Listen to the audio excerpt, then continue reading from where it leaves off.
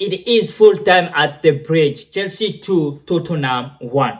I mean, I don't even know how to process this. I have a mixed feeling because there are events that took place today that are kind of, yeah, I'm happy, and then I'm kind of, kind of a little bit in trouble, right? Like, I have my Arsenal friend who texting me, calling me, yo, we are champion of England. Yeah, they are champion of England. It's official. Arsenal are the champion of the Premier League for the season 2025-2026. So, yo, kiddo to them, congratulations to them. I mean, as a Chelsea fan, we don't want to hear that, but it had to happen. For the past 4 or 5 years, they have been really consistent, finishing in the top four, top three, top two. So, like for the past 3 seasons, for example, they finished twice behind City and last year behind Liverpool. So overall, they deserve it for me because the first part of the season, Arsenal played really good, and the second part, it was more of like FC corner, all those bullying and like all those controversial call for them. But hey, they has been the most consistent team because if you look at the table, yo, Liverpool were the champion last year. They lost 12 game. Manchester United lost like 11 game or 7 game, and I think Aston Villa lost 11 game, and City lost 5 game and 9 draw. So if you look at that, Chelsea losing 13 game, so they deserve. They have been the most consistent among the Premier League team this year. If even you look at the table, it's kind of crazy. It's not like that very people say it's competitive, but it's so close to each other that just tell you a lot of teams be losing a lot of games for no reason. Because if you take Liverpool, Chelsea, Man City, Man United, the game they were losing this year against smaller team, it was ridiculous to watch. But like I said, I'm so happy for the result today. Chelsea beating Tottenham, which means Tottenham will have to fight for their life to stay in the Premier League for every minute, every single second for the last game they will be playing against Everton at home. I mean, they have the home advantage. They probably will do it, but hey, they won't be doing it at our expense because like we have to beat them. In 2016-17, we prevent them from the title race. Like we put them, like we keep them closer to the relegation than staying in the Premier League. Even though next weekend the game are very widespread, I know like they're gonna be following what West Ham is doing against Leeds. Leeds are not playing for anything. They're secure. They're gonna stay in the Premier League, and West Ham are playing at this London stadium in London. We're gonna see what's gonna happen there. They're gonna give everything they have. It's up to Tottenham to play against Everton to take a point because a 1 point will secure them in the Premier League. They have a 38 point. West Ham have a 36. Even if they tie, West Ham win, it won't matter because the goal difference is so much high. Like I think Tottenham is -10. Yeah, they're -10, and then you have West Ham at -22. So like it's too much. They have to win like 12 or 13-0 to qualify, and they have to beat Leeds for that. And Man United last game won't be that important except for Brighton because Brighton is chasing for a spot in the Europa League. Right now they're sitting in the 7th position, so they are in Europa League position right now, and Chelsea is 8th at the Conference League position. We don't want a Conference League. It's either Europa League or nothing.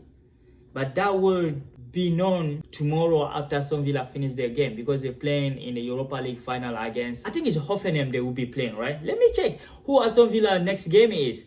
Yeah, they're playing Fribourg. Yeah, Aston Villa will be playing against Fribourg. So Unai Emery already secured their spot in the Champions League. They're back in the Champions League. They're 4th position. So their game against Man City, nobody cares. City won't care. They won't care because Arsenal are champion. Arsenal game against Crystal Palace, it won't matter. Nobody would care. There are some games like that coming on who nobody would care like what happened really. Because you have a Fulham. If you look the game that are coming next weekend, is we have, so the remaining game are Brighton. United can lose it won't affect them. Spurs, Everton, that is important, very important. Burnley, Wolves, not important, both playing in the championship. And you have West Ham and Leeds, important for West Ham, not for Leeds are, they're staying. And you have Aston Villa, Man City, nobody care. Fulham, Newcastle, nobody care, none of them are playing for anything. Liverpool, Brentford, that game is important because Liverpool have to win to stay in the top 5. Because the 6th position will qualify in one condition, that Aston Villa win the Europa League against Fribourg. So if Aston Villa win that, the 6th position in the Premier League will qualify. But they have to win. And Brentford have to win because they can finish at the 8th or 7th position. Right now they are only 1 point behind Chelsea and Brighton. because Chelsea and Brighton are same point at 52, and you have Brentford behind them with 51. So if they win, Brighton lose to United, or Chelsea lose somehow to Sunderland, because that game is important too. Sunderland is right behind us too. They're 10th position, but I think they're only 2 point or 1 point behind us, right? So those guys can play for a spot in Europe. Brentford, Sunderland, Chelsea, and all those guys are in the 7th, 8th, 9th, 10th position, can play for a position in Europe, right? And Bournemouth, Nottingham Forest. Not important, because Bournemouth for the first time in the club history qualified for an European football. They won't care if it's Europa, Champions League or Conference League. They're gonna be just happy being there. They are the most informed team in the Premier League at the moment. I think they are going for 16 or 15 games without losing a game. Ariola built a crazy team there. Like for the past 2 or 3 seasons, they've been really good. The cherry has been really good. So Bournemouth, let's just clap for them. They did great. Like, they're doing fantastic. They're gonna play the first European football. The fan will be enjoying. It's gonna be fun. It's gonna be all festivity. Just joy for them. It's just a bonus for them. So it will be more important for Bournemouth to win. If they win, because they can solidify the 6th position, and then they can go to the Champions League, right? So that are the game we have coming next Sunday. Because of Manchester City, Arsenal are champion now. Pep Guardiola, his last game, well, he have one more game before the end of his career in the Premier League. For me, he's just one of the greatest coach in the Premier League history. I know I'm a Chelsea fan. I love Jose Mourinho and all that. Klopp is good. Like Sir Alex Ferguson, I don't know that guy really, because he has been so great for so long that you can just put him anywhere. I know him from 2006, 7, 8, 9. From there, 2008 Man United and Ronaldo. The 1990 we weren't around. We don't know what was going on. We know he had a rivalry with Mourinho, with Arsene Wenger, now with Pep, because Pep come after him, right? But he's been a great coach. And Pep Guardiola, in terms of number, I think only Alex Ferguson have more trophy than him. He's the head of the pack if you take Ferguson out. But congratulations to him, they appointed Enzo Maresca. So now I'm kind of catching up why Chelsea was mad and then fired that dude, right? Because he was talking to them and they knew about it, and then they point out to him, he get angry, and then they had a fight, and he just resigned by himself, right? So he was working for a club and then talking with another club. We are a big club too, so that's disrespectful. So for that, I'm gonna give it to the ownership for standing up for the club, not accepting that disrespect, because it was I'm working here, it's a small team, it's a stepping stone for me.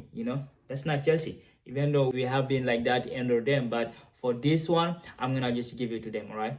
But overall, like I said, it's a mixed feeling today. Congratulations to Arsenal Football Club for winning the Premier League for the first time in the last 22 years. It's crazy. The last time they won it was Vieira. Even Petr Cech was their goalie, right? Petr Cech, Ashley Cole, Vieira, Thierry, Dennis Bergkamp. They had all those guys there, and now they had it. And they deserve it. Let's be honest, they deserve the trophy, and let's just give it to them, and then we move on with our life. We're gonna watch the Europa League, and then we're gonna be watching the last day of the Premier League and of the Serie A, because now we know the champion of the top 5 league in France is PSG. Like someone is surprised. Bayern in Germany, FC Barcelona in Spain, Inter in Italy, and Arsenal for the Premier League, and of course FC Porto in Portugal. So overall, it was good. And Galatasaray for Turkey, we can go around, but those are the top 6, 7, because I think in the Eredivisie it was PSV Eindhoven, right? I think it's PSV who won it. But overall, hey, congratulations to Arsenal.